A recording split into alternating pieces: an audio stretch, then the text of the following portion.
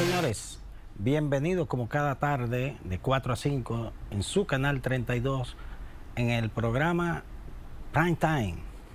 Hoy arrancamos con la situación internacional, los eventos más importantes que están sucediendo en este momento y encontramos que la situación del Medio Oriente sigue muy complicada, pero muy complicada.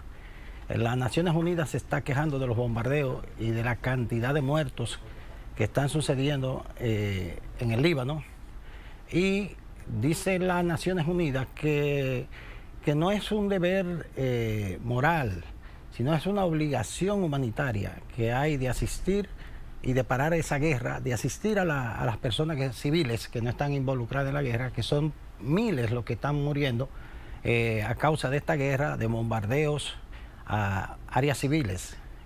Así que es bueno tomar en cuenta esta situación tan lamentable y la responsabilidad que tienen las naciones poderosas, que son las que pudieran controlar esta situación y hacer un llamado a la paz, tanto a los países árabes como a la nación de Israel, que tiene involucrado a la humanidad en un vilo y en una situación de crisis internacional que parece que no tiene fin y que puede tener una escalada de otra dimensión, porque el mundo definitivamente está entrando en una nueva etapa de reordenamiento y un nuevo orden mundial. Así que esperamos con la gracia de Dios que esto pueda ser resuelto de alguna manera, porque está bien complicada.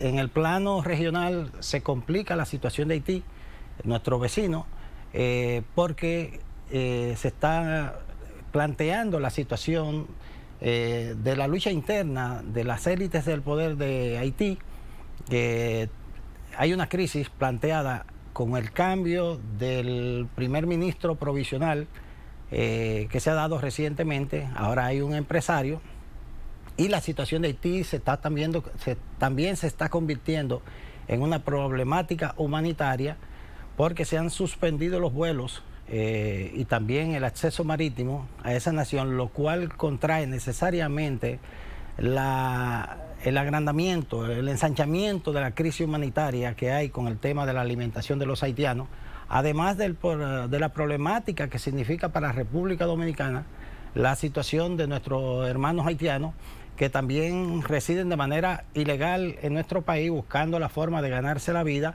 pero República Dominicana, como bien ha dicho el presidente de la República, no puede asumir solo la responsabilidad de nuestro vecino y de la crisis interna que tiene Haití, tanto en la parte política como en la parte económica. Más bien nosotros hemos sido la opción más cercana que ellos tienen para resolver el problema de la alimentación de su pueblo, tanto dándole trabajo como suministrándoles los alimentos a través del comercio fronterizo de la República Dominicana. Así que tenemos la esperanza, siempre hay que ponerse en manos de Dios para que surjan las ideas, surjan las propuestas que busquen una solución a este problema, porque son problemas muy graves que afectan realmente la sensibilidad de los seres humanos y las relaciones internacionales. De nuestra parte también vamos a tocar algún tema relativo a la situación interna. Había amenaza de huelga de los médicos, pero han llegado a un acuerdo con el gobierno central y se está negociando y queda suspendida la huelga que se había anunciado, haciendo las clásicas reclamaciones de reivindicaciones profesionales, pero se llegó a un acuerdo. Donde no se ha podido llegar a un acuerdo es con los tradicionales huelguistas, que son los maestros de la República Dominicana, que no sabemos qué más quieren. De manera particular, es mi opinión, porque aunque no podemos decir que tenemos los mejores salarios del mundo, cuando analizamos la historia de la Asociación Dominicana de Profesores y los salarios de los maestros, nadie puede negar que durante este periodo de gobierno se ha duplicado el salario de los maestros, sobre todo entender que nosotros no somos un país de primer mundo, somos un país en pleno desarrollo y una economía que en medio de esta situación está dando pasos firmes en medio de esta crisis mundial de inflación para seguir avanzando y garantizar el crecimiento que el FMI proyecta, que es bastante riguroso a la hora de evaluar las economías regionales, particularmente América Latina y el Caribe, y seguimos también en el primer plano de Centroamérica como y el Caribe, como el país que va a tener posiblemente en el 2025 un crecimiento de aproximadamente un 5%. Así que yo llamo a la sensatez de los maestros, porque no podemos estar parando la educación dominicana, porque los afectados son los padres de los hijos y los jóvenes que tienen, ya es sabido, nosotros tenemos la peor posición casi de América Latina, naturalmente después de Haití, en las evaluaciones que hace la institución de PISA, que evalúa el desempeño tanto de los alumnos, como me imagino que estarán haciendo la evaluación del desempeño de los maestros, porque tenemos los niveles más bajos en las materias básicas de la educación fundamental, tanto de primaria como de secundaria. Así que yo hago un llamado a la ADP, a los dirigentes políticos, a la sensatez. La ADP es un sindicato, es un gremio esencialmente politizado. Politizado en manos del Partido de la Liberación Dominicana, del PRM y de la Fuerza del Pueblo y los demás partidos que llenan el espectro político nacional, los que están en la izquierda. Por tanto, yo creo que basta de huelgas insensatas que tienen un perfil tan político, porque la única persona que sale dañada es la República Dominicana y los niños y los jóvenes adolescentes que tienen su futuro centrado en la educación, en una sociedad tan competitiva como la moderna, la de este siglo, que se basa fundamentalmente en la educación. La formación es fundamental. Así que creo que se le está yendo de la mano la situación a los maestros. Yo creo que la sociedad terminará dándole la espalda, porque no puede ser que sigamos de huelga en huelga por cualquier quita, metapaja, cualquier reclamación, cualquier escuela que esté todavía sin terminar. Son cosas propias del desarrollo. Es evidente que durante los últimos 24 años la República ha tenido un avance significativo en materia de la infraestructura escolar, de la inversión escolar. Ya tenemos transporte público garantizado como si fuera privado para la mayoría de los alumnos. Todavía no ha completado el proceso. Se le ha dado computadora a los maestros, se le ha dado computadora a los jóvenes del bachillerato, se le ha dado tablets. Es decir, se están haciendo los esfuerzos. Los que no están haciendo esfuerzos, y lo digo responsablemente con el estilo que me ha enseñado mi maestro, don Marino Guzmán, no están haciendo ningún esfuerzo. Se le ha dado dinero, están todos bien montados, se le ha dado de todo. La escuela tendrá su déficit, pero los maestros no están rindiendo. No están rindiendo y no se justifica, porque dinero hay. Ni siquiera se ha podido ejecutar totalmente el presupuesto. Habrán fallas en el sistema, vivimos en una democracia, pero tenemos la esperanza que los maestros pongan un poquito más de su parte, porque no creo que sea la responsabilidad de los padres, ni creo que sea la responsabilidad exclusiva del gobierno, la situación que estamos viviendo, del bajo nivel que alcanzan nuestros estudiantes, que son el futuro de la patria. Don Marino, bienvenido, que acaba de llegar, nuestro líder y conductor. Así que recibamos a don Marino para continuar con estos temas. Gracias, licenciado.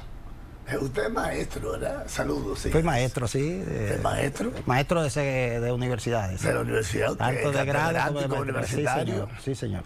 ¿Es verdad? ¿Y qué piensa usted de los maestros? ¿Qué idea usted tiene de qué es lo que está pasando? ¿Por qué se ha degradado tanto? ¿Por qué ha cambiado las cosas? El compromiso es como que se le ha borrado. ¿No? Mira, don Marino, si uno hace una revisioncita histórica de la educación dominicana, cuando éramos una nación todavía subdesarrollada, es paradójico que en el siglo XIX y en el siglo XX, principios del siglo XX, una de las características que tenían la educación dominicana incipiente era la calidad de los maestros y la calidad de los egresados. Yo soy nieto de un maestro de música, por cierto, don Piro Quero, el tío de doña Gladys Quero, que usted mencionó, de mi familia. Y recuerdo la calidad de los alumnos egresados de las escuelas públicas, porque no había colegio privado. Cuando entramos en el capitalismo moderno, en el desarrollo de la escolaridad y los periodos post-Trujillo, es que la escuela entra en un declive, Porque las escuelas se convierten en centros... Después de Trujillo, dice usted. Sí, después de Trujillo. Pero se supone que Trujillo... Había una educación de calidad, se lo digo por mi madre. Sí, pero en los niveles bajos. Porque había un límite en el conocimiento ya en los niveles altos. Por ejemplo, en el caso suyo, por ejemplo, universitario, ya ahí había límites. Eso era un privilegio para cierta gente, ¿verdad? Incluso algunos libros no podían... El libro de criminalística, y de eso no... Mire, tener una universidad... Y mucho menos de todos los escritores europeos y todas esas ideas... Nunca yo osaría compararme con un continente como el europeo, con una existencia de 2 siglos después de Cristo. Es decir, sería imposible. Nosotros tenemos apenas 500 años como región. Y República Dominicana tiene 100 y pico de años. El cerebro es el mismo. Hay otro con más ejercicio que uno, con mayores oportunidades, con mayor acceso a la cultura, y porque sus gobiernos son más abiertos y no son empleaditos de otros gobiernos poderosos. ¿Qué es lo que pasa en Latinoamérica? Por eso que se está revelando la gente, porque ya se está viendo en lo que ha vivido una especie de esclavitud disfrazada de democracia. Mire, la educación no marino es un fenómeno, incluyendo Europa, muy especial, que hay que estudiarlo bien. Es decir, los educados eran la Iglesia Católica. La Iglesia Católica ha sido el paradigma de la educación y de la formación universitaria. Son los fundadores de las universidades. Eran la gente, todo el mundo era analfabeto. Todo el mundo era analfabeto, menos los sacerdotes y los curas. Luego pasamos a la etapa de la época napoleónica, Juan Jacobo Rousseau, que se entiende que la sociedad tiene derecho, todos los jóvenes con la Revolución Francesa, a tener acceso a la educación. Pasamos la época del siglo XX y es que comienzan los proyectos. Yo entiendo que la dictadura de Trujillo, con todos sus defectos en materia de derechos humanos, y con la escuela ostosiana, de la escuela normal, Cilia Pepín, es decir, aquí se formaron buenos maestros para el proyecto de educación moderna, para el proyecto positivista. ¿Y qué pasó? Bueno, se fue desarrollando. Fíjese. ¿Pero qué fue por qué vino bajando en vez de aumentar? Viene bajando a consecuencia de los fenómenos de la alta política que entra con la conclusión de la Segunda Guerra Mundial, cuando entramos en ese escenario de Guerra Fría y se convierten las escuelas en centros de resistencia política. La universidad fundada por Trujillo también se convierte, sacan la iglesia de la escuela. Para mí jugó un papel fundamental la iglesia. Por eso las élites dominicanas privilegiadas, que tienen mejores recursos, desplazan sus hijos de la escuela pública a la escuela privada, y surge la escuela privada, y la mayoría de la escuela entonces pasa a ser la de élite, educación con fundamentos religiosos. Están los mejores colegios, están ahí, y los mejores intelectuales nuestros salen del Colegio La Salle, del Colegio Loyola, y las oportunidades que se brindan durante la dictadura también a los menos privilegiados son los centros tecnológicos de agricultura que manejaban los padres jesuitas, y el colegio donde sale nuestro presidente, el Colegio Loyola. Modestia aparte, digo también, yo no soy de los privilegiados, pero ahí estudió mi hija. Entonces, ¿qué pasa? La Guerra Fría genera y convierte en centro de combate las universidades y el movimiento, pero era un movimiento generalizado en América Latina y en todos los países del mundo, con el llamado movimiento renovador, y se crea la autonomía universitaria, que garantiza el fuero universitario de tal manera que las autoridades... Usted está diciendo que... Es que está vinculado a la política. Usted está diciendo que el conocimiento en la gente trastorna el deseo y postura de los dirigentes. O sea, aprenden, comienzan a leer libros como desde El Principito, de Maquiavelo, entonces comienzan ya a manejarse a través de, en vez de usar la democracia y la civilización y adentrarnos a un estilo de vida donde todo el mundo aporte, donde todo el mundo pueda tener las mismas oportunidades, entonces nos devolvimos. Y entonces la misma iglesia queda desfasada, porque entonces se convierte, entonces ya viene siendo una iglesia ortodoxa, ¿verdad? Entonces que no conecta con la modernidad, que no conecta con el avance y desarrollo del individuo. Y entonces por eso es que la iglesia ahora está chocando contra las paredes, porque ahora no sabe qué hacer, porque ahora no tiene otro libro como el Nuevo Testamento, porque tuvo un Viejo Testamento, un Nuevo Testamento, debiera haber otro, ¿verdad? Concatenado ahora con la vida, con lo que vivimos hoy en día, para no chocar entonces, porque se va a quedar tan detrás que va a desaparecer.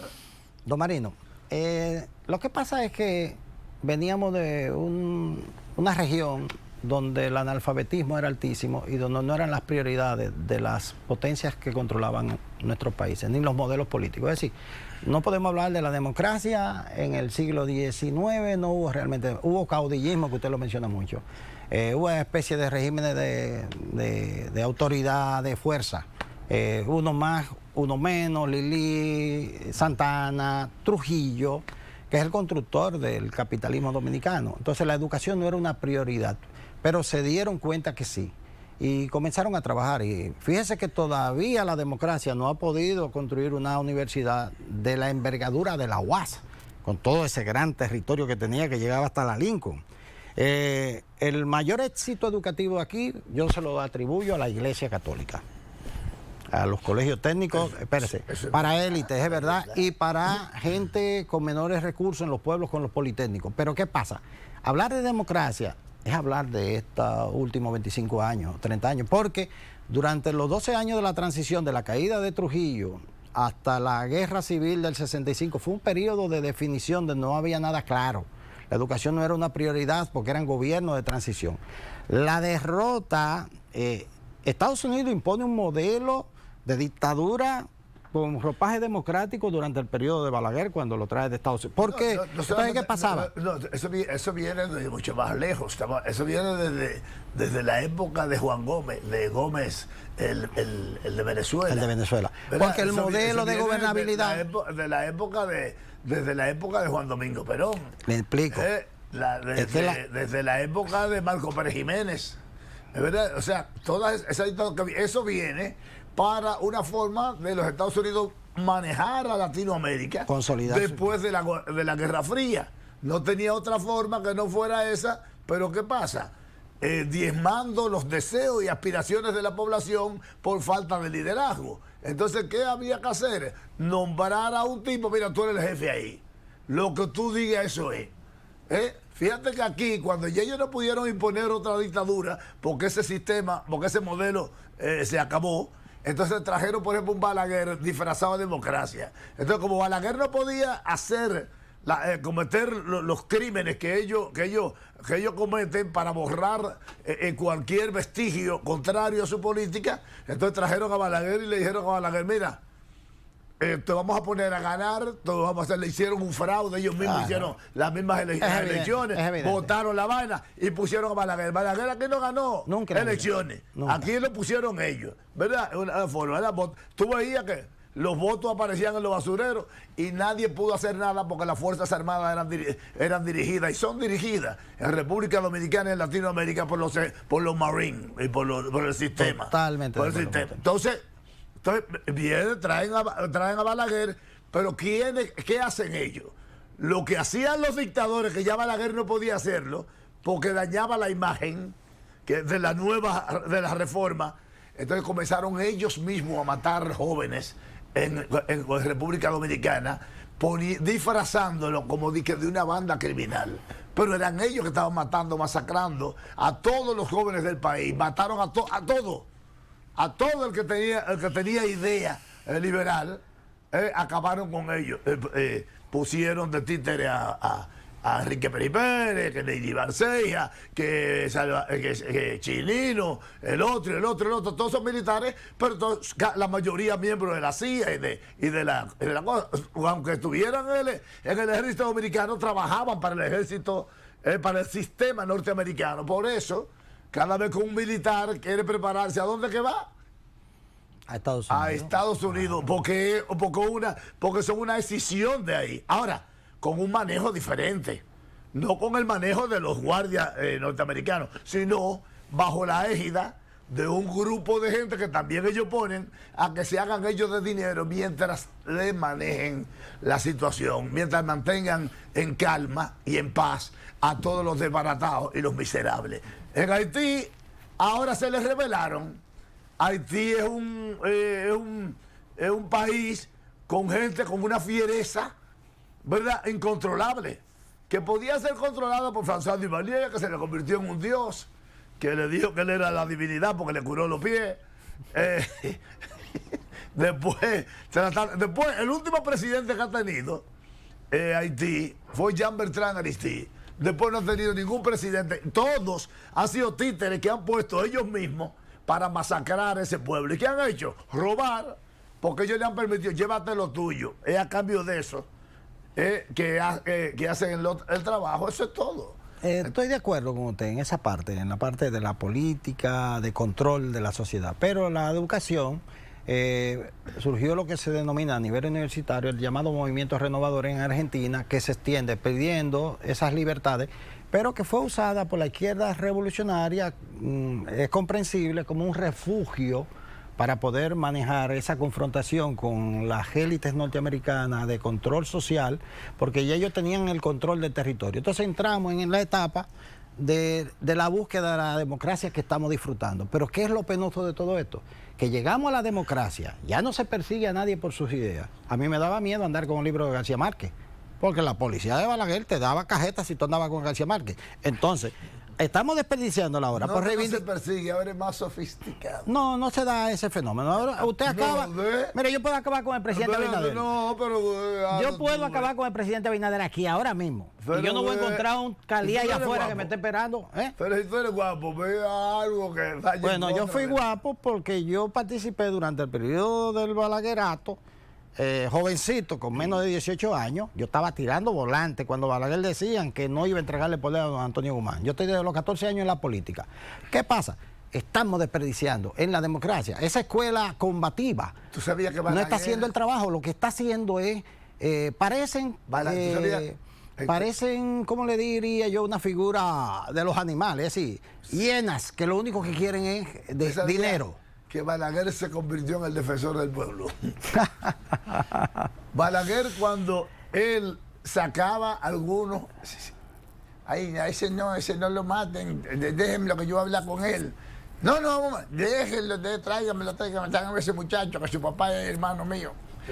Balaguer defendió, oye, ¿tú crees que es relajo? Balaguer, la gente le dice, Balaguer asesino, ponga aquí el que no lo lee o el que no se atreve, ¿verdad?, a pensar de manera independiente, pues no sabe, no tiene desconocimiento de cómo son las cosas.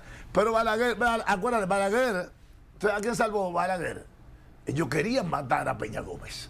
Es correcto. Ellos que lo querían matar, porque ellos entendían que se muerto el perro se acaba la rabia, y él era el gran líder. Y entonces ellos entendían, o lo vendieron a Peña Gómez como la célula más importante del comunismo después de Juan Bosch.